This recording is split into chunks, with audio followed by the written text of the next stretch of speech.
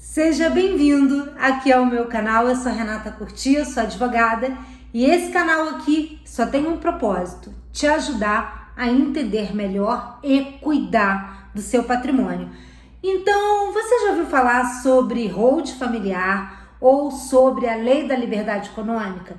Então, gente, eu preparei hoje um vídeo aqui especial para você que está começando a pesquisar sobre hold familiar e o impacto que essa lei tão importante teve aqui na nossa vida. Então, se você tem interesse por esse assunto, já dá um like aqui embaixo, se inscreve no canal, aperta esse sininho para você ficar por dentro, de todos os vídeos que eu coloco aqui e também incentivar a gente a estar sempre colocando conteúdo, ok? Gente, eu sou advogada já há 20 anos e hoje eu sou especialista em planejamento patrimonial da família. No sentido de evitar o inventário e usar o sistema de hold familiar. Então, vou te explicar como funciona todo esse sistema. Eu chamei aqui para fazer um paralelo com a Lei da Liberdade Econômica e a hold familiar, porque essa lei teve um impacto muito grande aqui na realização da hold familiar. Então eu tenho que falar sobre ela até para você aumentar o seu conhecimento. Mas em termos básicos, essa lei, ela foi uma lei, a Lei 13.874 de 2019. Ela é muito recente e ela veio com o objetivo principal, que foi fomentar a nossa economia. Então ela teve um objetivo muito claro de promover a livre iniciativa e desenvolver o país, porque se a gente não faz isso, a gente está para trás. Já estamos, vamos ficar mais para trás ainda. Então essa lei impulsionou muito as empresas. Impulsionou o quê? Quem produz, quem gera renda e gera emprego. E quem movimenta toda essa economia que a gente vive é a iniciativa privada, o patrão, é a empresa que tem que ter um direcionamento no que ela produz e não ficar pensando em tanta burocracia, em tanta coisa que existe por trás disso. Então ela vem no sentido, ela tem capítulos sobre alvará, sobre registro automáticos nas juntas comerciais, sobre abuso de poder, sobre fundos de investimento e principalmente sobre patrimônio protegido. Tanto que ela mexe no Código de Processo Civil, lá no capítulo sobre desconsideração da personalidade jurídica. Então ela alterou a lei para facilitar a proteção dos bens da empresa, porque a empresa muitas das vezes precisa da garantia daquele bem para gerar mais produção, gerar mais emprego. Então, olha só, eu vou explicar para vocês mais ou menos como funciona numa hold familiar.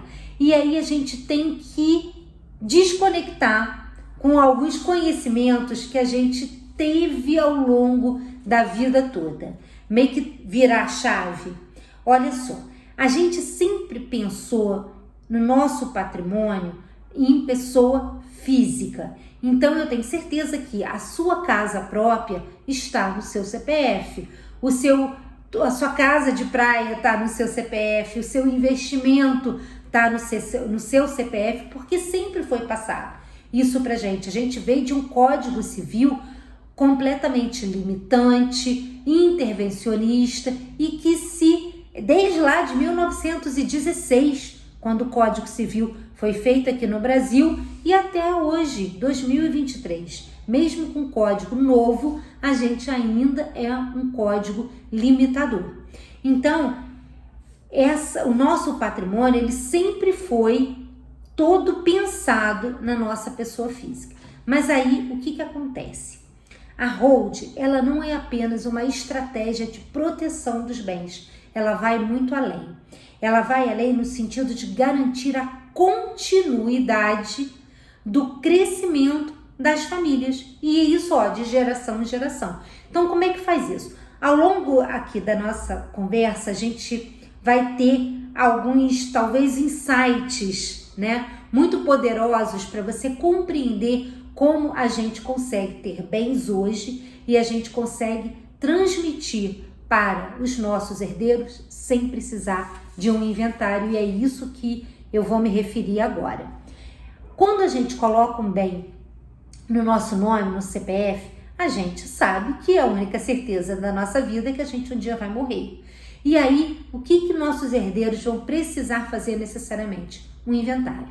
E a gente já sabe, pelos impostos, pelo elevado custo até da advocacia nesse procedimento, que é um procedimento caro, o cartório e tudo que envolve conflitos e tudo mais, é um procedimento que leva em torno de 20% até 40% de todos os nossos bens.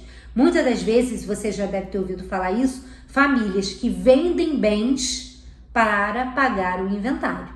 É isso que eu estou me falando. E aí, quando a gente faz uma holding familiar, é integralizar esses bens que estão lá no nosso CPF numa empresa chamada holding familiar. E aí a gente faz a transferência desse acervo patrimonial para essa holding familiar, que ela vai pertencer à família.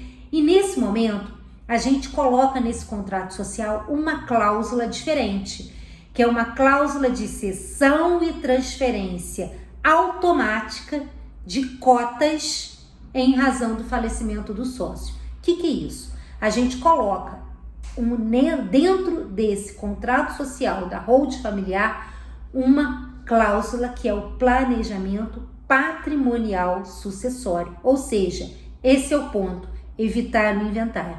Então, aquele patriarca e a matriarca, eles já resolvem esse problema. Eles já colocam, olha, eu quero que imóvel A vá para fulano, imóvel B vai para fulano. A gente faz um acordo de sócios em que já fica determinado as cotas desse capital social como uma forma de doação. E a chave é quando acontece esse falecimento. Então, vou te explicar o que acontece quando não tem essa cláusula no contrato social. Quando não existe uma holding familiar. Quando você faz uma holding sem essa cláusula, que isso pode acontecer também, você leva esse problema lá para o Poder Judiciário, para que ele faça um alvará judicial com autorização, né, do juiz para você fazer esse ato, ou você tem que fazer um inventário daquelas cotas que tem um valor patrimonial, ou você tem que fazer um inventário, seja judicial ou extrajudicial, para você determinar quem vai continuar com a empresa, como vai ser a distribuição. Aí você vai ter que fazer um balanço dos haveres de todo o patrimônio para poder dividir entre os herdeiros. Ou seja, você conhece o Poder Judiciário? Você acha que isso em menos de 10 anos se resolve? Se você conhece o Judiciário como eu conheço, que eu trabalho nisso há 20 anos, eu te falo, o Judiciário não responde mais os nossos anseios, porque ele é caro e demorado. Então, a gente evita o inventário dentro desse arcabouço que é a lei da holding familiar. Então, como é que a gente faz esse contrato social? Muito bem, olha só. A gente pega o evento morte, que está previsto lá no artigo 1028 do nosso Código Civil, e faz a exceção a esse artigo, porque lá tem uma vírgula escrito assim, salvo exceção. Então, a gente faz essa cláusula específica que é o planejamento patrimonial dentro dessa empresa que é a holding familiar. E nesse contrato social, a gente resolve o efeito falecimento sobre o que será daquelas cotas da empresa sem intervenção do judiciário ou de qualquer outra pessoa. Então, aí a gente vai fazer, depois do falecimento, uma alteração contratual, passando aqueles bens para a vontade do patriarca ou da matriarca que foi se resolver. Simples assim. E aí a gente vem aqui com a Lei da Liberdade Econômica, Lei 13.874 de 2019. ela entra numa esfera diferente do que a gente estava acostumado, porque essa lei, ela prestigia as soluções extrajudiciais. Tchau, judiciário, né? É isso aí. E então a gente entra num amplo espaço de debate para a liberdade contratual daquelas partes que estão inseridas naquele contrato social. É isso. Qual é a ideia dessa lei? Evitar obstáculos desnecessários decorrente de intervenção do judiciário, intervenção de terceiro, porque anteriormente a gente conseguiu se planejar e evitar todo esse inventário. Então, assim, antes do evento morte, né? Vou fazer um paralelo. Antes do evento morte e depois do evento morte. No meio desse caminho aqui, os sócios vivos dispõem acerca da compra e venda, da doação das cotas do seu capital social dentro da holding familiar. Tudo dentro da lei, tudo atendendo o artigo 104 do Código Civil, que prevê a validade de todos esses negócios jurídicos. Até a junta comercial, através da IN, do DREI, número 81, lá de 2020, teve que se adequar à lei da liberdade econômica. É como se a gente falasse assim, a lei, ela dispõe muito isso, né? Da autonomia privada para a gente poder fazer o que a gente quer com os nossos bens, a gente já deixar organizado todo o negócio jurídico livre de qualquer intervenção e, pelo contrário, a gente consegue estipular o que a gente quer. Isso é um livramento, gente, lá do Poder Judiciário.